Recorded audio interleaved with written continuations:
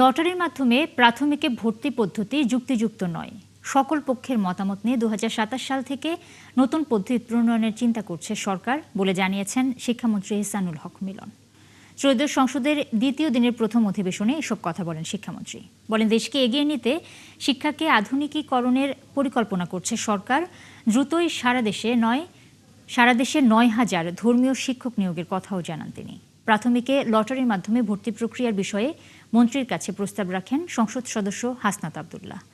সমন্বিত শিক্ষা পদ্ধতির বিষয়ে সরকারের কোনো পরিকল্পনা আছে কিনা সে বিষয়েও জানতে চান তরুণ এই সংসদ সদস্য।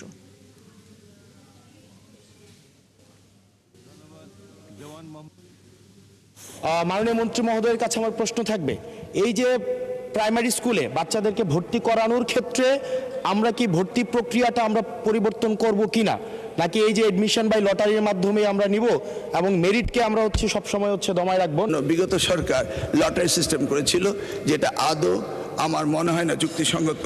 তবে আগামী বছরে এই শিক্ষা ব্যবস্থা ভর্তি সিস্টেম কিভাবে করা হবে সেটা আনুষ্ঠানিকভাবে আমরা স্টেক হোল্ডারদের সাথে, অর্থাৎ অভিভাবকদের সাথে বিভিন্ন রকম সেমিনার সিম্পোজিয়াম করে মাননীয় সংসদ সদস্য সকলের অভিমত নিয়ে একটি জনমত সৃষ্টি করে আমরা আগামী ২০২৭ জানুয়ারি ভর্তির বিষয়ে চিন্তা করব।